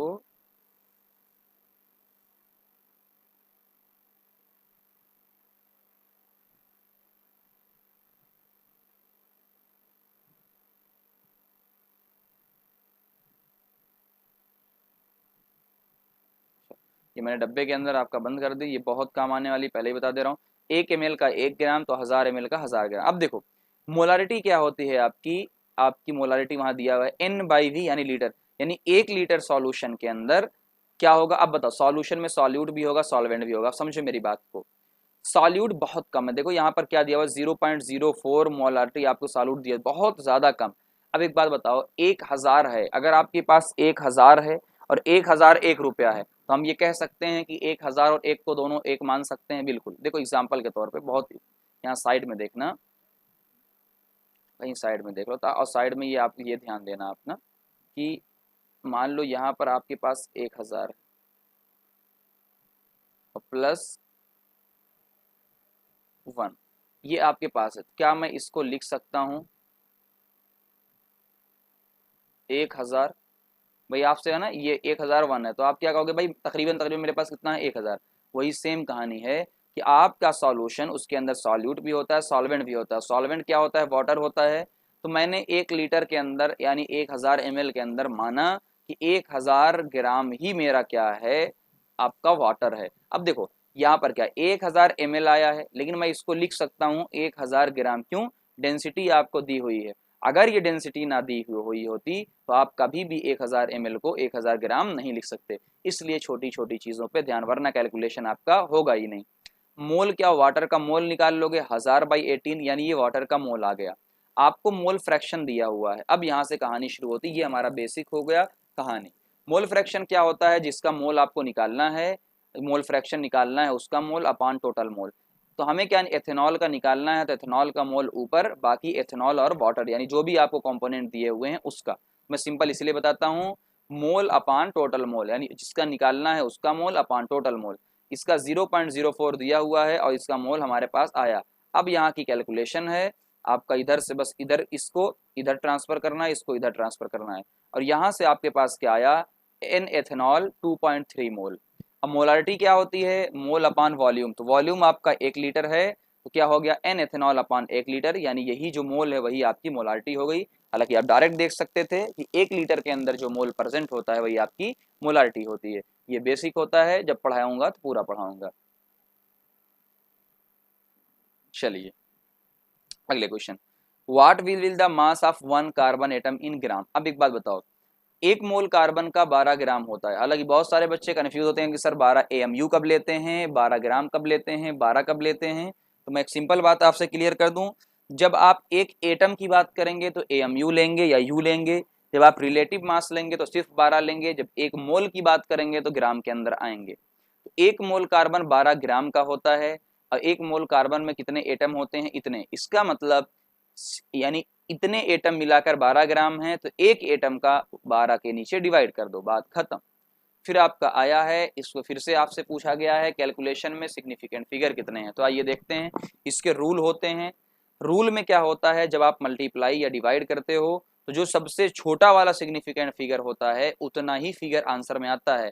तो आप चेक करोगे, इसके अंदर 1 2 3 4, इसके अंदर 5, इसके अंदर 4, इसके अंदर 3, तो इसके अंदर जब आप देखोगे सबसे कम क्या है? 3। तो मल्टीप्लाई में जिसके सिग्निफिकेंट फिगर कम होते हैं उतने ही आंसर में आते हैं। तो इसके 3 हैं, इसका मतलब आंसर में भी 3 आएगा। ये 35 मत देना, 3 सिग्निफिकेंट फिगर है।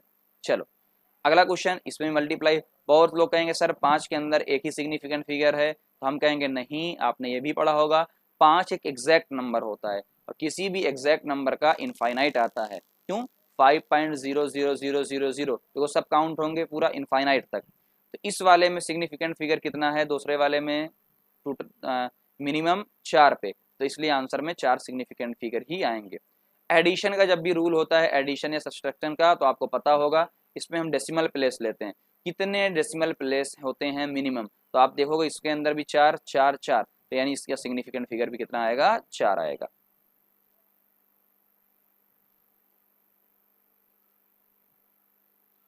चलिए अगला क्वेश्चन, थोड़ी सी ऊपर।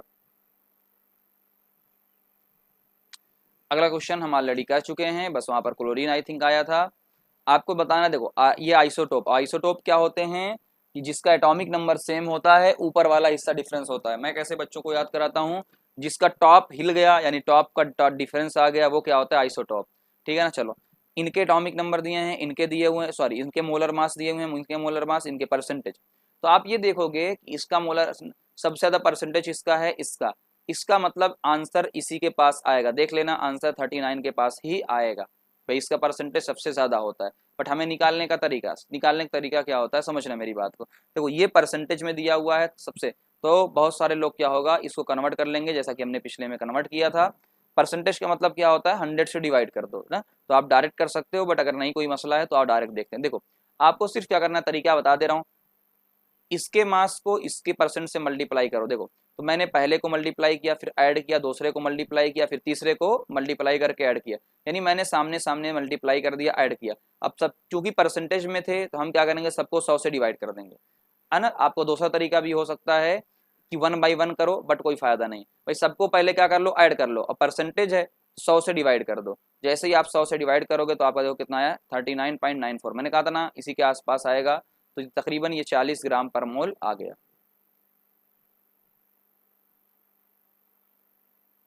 समझते हुए चलो, सिर्फ रटना नहीं है। चलो ये क्वेश्चन अच्छा है, क्वेश्चन आने की संभावना बहुत ज़्यादा होती है। समझो मेरी बात को, पहले ही बता दे रहा हूँ। जब हम एक एटम की बात करते हैं तो हम ये एटॉमिक मास यानी म्यू की बात करते हैं। जब एक मोल की बात करते हैं तब ग्राम की बात करते हैं। तो आपको पूछा गया है कितने एटम हैं, समझते हैं बात को ना। चलो 52 मोल, 52 मोल का मतलब क्या होता है भाई, आपका मोल दे दिया, सबको पता होता है एक मोल के अंदर Na एटम होते हैं, तो 52 के अंदर 52 Na एटम होंगे। आप मल्टीप्लाई कर लो।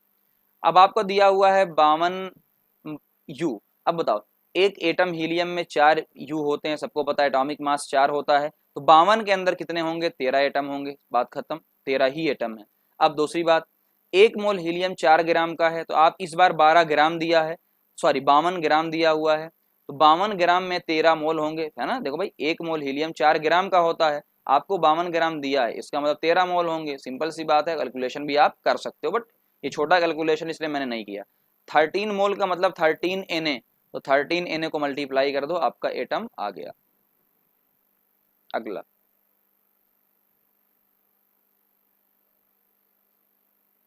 अगला क्वेश्चन अभी तक का सबसे lengthy question, but one by one आपको सीखना है। आपको दिया हुआ है एक वेल्डिंग फ्यूल है जिसके अंदर कार्बन और हाइड्रोजन, सिर्फ और सिर्फ क्या है, ओनली, यहाँ लफ्ज दिया है ओनली, कार्बन और हाइड्रोजन, सिर्फ कार्बन और हाइड्रोजन है। Burning a small sample of it in give, oxygen दे रहा है और कार्बन डाइऑक्साइड इतना दे रहा है of gram of water and no other product, कोई और अदर प्रोडक्ट नहीं दे रहा है, ये आपको ध्यान देना है। चलो आगे देखते हैं। यानी CO2 से सिंपल इन्हें ऑक्सीजन इतना कार्बन डाइऑक्साइड अदर प्रोडक्ट।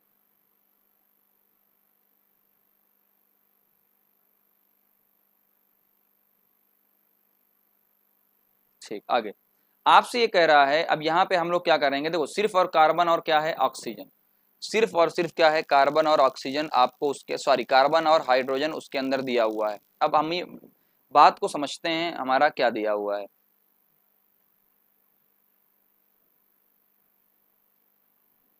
देखो यानी आपको मैं कह रहा हूँ कार्बन डाइऑक्साइड, देखो एक मोल कार्बन डाइऑक्साइड अगर लोगे तो इसके अंदर से कार्बन कितना मिलेगा, हमें कार्बन और हाइड्रोजन चाहिए सिर्फ, ठीक। तो एक मोल कार्बन डाइऑक्साइड के अंदर एक मोल कार्बन है, यहाँ से आप देख सकते हो। अगर ऑक्सीजन की बात करता तो ये 2 है, बट हम कार्बन की बात कर रहे हैं तो यहाँ पर क्या हो जाएगा, 1। इसका मतलब एक मोल CO2 में 44 ग्राम है, तो 44 ग्राम के अंदर एक मोल कार्बन यानी 12 ग्राम मिलेगा। तो 1 ग्राम CO2 से कितना मिलेगा, 12/44। यहाँ तक हमने अपनी कैलकुलेशन कर लिया। लेकिन आपको यहाँ पर कितना दिया हुआ है, 3.38 gram carbon dioxide, 3.38 gram carbon dioxide दिया हुआ है। तो इसके अंदर हमने निकाल लिया, दो 12/44 इंटू 3.38, यानी इतना ग्राम कार्बन आएगा, इतना ग्राम कार्बन। पहले हमने कार्बन निकाल लिया, फिर वाटर से हमें क्या मिलता है, हाइड्रोजन। तो 1 मोल वाटर से 2 मोल हाइड्रोजन हमें मिलता है। तो 1 मोल वाटर का मतलब 18 ग्राम, तो 18 ग्राम से 2 ग्राम मिलेगा, तो 1 ग्राम से 1/9, तो दिया कितना है 0.69, तो 0.69 ग्राम से कितना मिल जाएगा हमें, 0.76। यानी सिंपल कहूं तो कार्बन डाइऑक्साइड से हमने कार्बन निकाल लिया, हाइड्रोजन वाटर से हमने हाइड्रोजन निकाल लिया। टोटल कंपाउंड हमें कितना मिला, आपने कहा ना वेल्डिंग के अंदर सिर्फ कार्बन और हाइड्रोजन है, तो टोटल कंपाउंड हमने दोनों को ऐड किया, हमें इतना मिला। चलो अगला, आपसे पहले क्वेश्चन क्या पूछा गया है, इंपिरिकल फार्मूला। सबको पता होता है कि इंपिरिकल फार्मूला के अंदर हमें क्या चाहिए होता है, परसेंटेज बाय वेट चाहिए होता है, और परसेंटेज निकालने के लिए मास अपान टोटल मास का निकाला जाता है। चलो जैसे कार्बन का परसेंटेज निकालना है तो कार्बन का ऊपर मास रखो और नीचे टोटल मास रखो, और परसेंटेज की बात हो रही तो 100 से मल्टीप्लाई, यानी इतना परसेंट आया। हाइड्रोजन की बात हो रही है तो अब ये तो बहुत सारे लोग कैलकुलेट करेंगे, बट सिंपल तरीका, 100 में से अगर 92 ये है तो बचा हुआ क्या होगा, हाइड्रोजन ही होगा। अब आइए इंपेरिकल फार्मूला की बात करते हैं। कार्बन का परसेंट आया, इसका भी परसेंटेज बाई वेट आया, मॉलिक्यूलर वेट इतना होता है। सबसे पहले मैंने सिखाया था मोल निकालो, मोल निकालने का मतलब क्या है, इस परसेंटेज यानी ग्राम को इससे डिवाइड करो, इसका मोल इतना आया, इसका मोल इतना। जब आपके पास मोल आ गया, आपको सिंपल रेशियो लेना है, और रेशियो लेने का तरीका भी बताया था कि सबसे कम वाले से डिवाइड करो। तो ये 7.69 है, ये 7.68 है, ये भी 1 आएगा तकरीबन, ये भी 1 ही आएगा। तो आपका इंपेरिकल फार्मूला निकल आया 1:1, यानी इम्पेरिकल फार्मूला C1H1, और इसका वेट भी निकल आया 13 ग्राम। यहाँ तक तो हो सकता है बच्चे पहुंच भी जाएं, हालांकि नहीं पहुंच पाते हैं, पहुंच भी जाएं, बट अगले क्वेश्चन में बहुत इंपॉर्टेंट है। अगला क्वेश्चन उसी में दिया हुआ है आपको मॉलिक्यूलर फार्मूला, और उसके लिए आपको डायरेक्ट नहीं कैलकुलेट करना है पहले कि एसटीपी पे आपको दिया हुआ है। देखो सबको पता है 1 मोल पे 22.4 लीटर होता है। आपको दिया हुआ है कि 10 लीटर के अंदर 11 ग्राम है, 10 लीटर के अंदर 11.6 ग्राम है, तो 1 लीटर के अंदर कितना आएगा, 1 लीटर में इतना ग्राम आएगा। अब कोई भी, सबको पता है कि मॉलिक्यूलर फार्मूला क्या होता है, 1 मोल का फार्मूला, 1 मोल का जो मास होता है वही मॉलिक्यूलर मास होता है। तो 1 मोल के अंदर 22 ग्राम, 22.4 लीटर, यानी 22.4 लीटर के अंदर जो भी ग्राम आएगा वो कितना आ रहा है, 26 ग्राम, वही हमारा क्या हो गया है, मॉलिक्यूलर मास। ये सारे कॉन्सेप्ट आपके पढ़ाए जाते हैं, ठीक है ना, जब मेरे लेक्चर आएंगे मैं भी पढ़ाऊंगा। अब देखो सबको पता होता है मॉलिक्यूलर फार्मूला क्या होता है, n इंटू एम्पेरिकल फार्मूला होता है। यानी देखो एम्पेरिकल फार्मूला सिंपल रेशियो होता है, तो अगर उसको n से मल्टीप्लाई कर दें तो आ जाएगा। तो n क्या होगा, यहाँ से निकाल सकते हो, मॉलिक्यूलर फार्मूला वेट अपान एम्पेरिकल फार्मूला वेट। तो मॉलिक्यूलर फार्मूला वेट 26 ग्राम, एम्पेरिकल का 13 यानी 2, तो n की वैल्यू 2 आएगी। अब हम 2 से मल्टीप्लाई कर देंगे। इस क्वेश्चन को आप प्रैक्टिस करिएगा, ये बहुत ही अच्छा क्वेश्चन है। 2 क्वेश्चन और बचे हैं। अगला question very easy question, but इसको देखिए, आपको ये पूरी रिएक्शन दी हुई है, आपसे पूछा गया है CaCO3 का मास बताइए। अब बताइए अगर CaCO3 का हमें मोल चाहिए या मास चाहिए, क्या हमें इसको देखना पड़ेगा HCl को। अब सबसे पहले आपको चेक करना पड़ेगा इसके अंदर कौन सा आपको, अच्छा ठीक हो जाएगा। अब एक बात बताइए, आपको 2 मोल चाहिए, यहाँ पर आपको दिए, सबसे पहले आपको वेट चाहिए। अब बताइए आपको वेट तो पता नहीं, आपको 1 मोल का वेट पर, लेकिन यहाँ पर आपको दिया हुआ है 25 ml 0.7 मोलर HCl। यही क्वेश्चन सिर्फ इतना अच्छा बनता है और कुछ नहीं। आपको मोलारिटी दी हुई है, molarity is equal to N/V litre के अंदर, वेट अपान मॉलिक्यूलर वेट, ये सबको पता होता है। ये HCl का 36.6, यानी आपको मोलारिटी 0.75 दी हुई है, आपको ml दिया हुआ है और कुछ नहीं दिया है, और सबको पता होता है।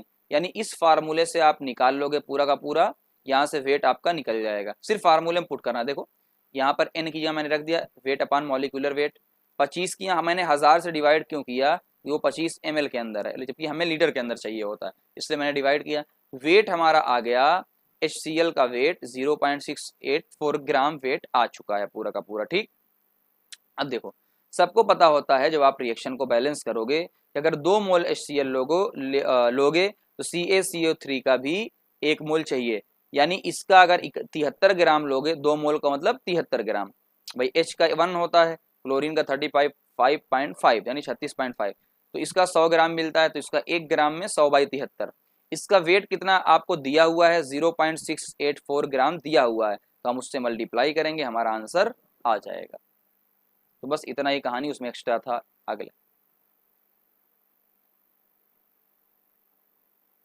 Question done. लास्ट क्वेश्चन और आसान है, आपको दिया हुआ है क्लोरीन को प्रिपेयर करने का पूरा फार्मूला दिया हुआ है, कितना ग्राम आपको चाहिए, 5 ग्राम मैग्नीज डाइऑक्साइड रिएक्ट। अब सबको पता, पहले रिएक्शन को बैलेंस किया जाता है कि अगर क्लोरीन का 4 मोल है तो इसका 1 मोल है, हम ये कहेंगे 1 मोल MnO2 लेते हैं तो इसका 4 मोल लेना पड़ेगा। MnO2 का पूरा कितना आता है आप यहाँ देख सकते हो, 87 55, Mn का 55 होता है, प्लस 16 इंटू 2 32, तो यानी अगर आप 55 ग्राम लेते हैं, सॉरी इसका 87 ग्राम लेते हैं तो इसका 146 ग्राम लेना पड़ेगा, क्यों, 4 इंटू 36.5। आपको दिया हुआ है 5 ग्राम, तो 1 ग्राम में इतना, तो 5 ग्राम के अंदर इतना, तो इस तरीके से आपको कैलकुलेट करना है। प्यारे बच्चों ये आपका पूरा का पूरा हो चुका है, इसको आप अच्छे से प्रैक्टिस करिएगा, मैंने इजी तरीके से आपके साथ पूरा कवर कर दिया है। तो आप कमेंट में ज़रूर मुझे कुछ लिख के भेजिए, जो भी अप्रिसिएशन समझ में आया कि नहीं आया, ताकि इससे मेरी भी हौसला अफजाई हो। थैंक यू वेरी मच, आते हैं बहुत जल्द, मिलते हैं बहुत अच्छी चीज़ों के साथ।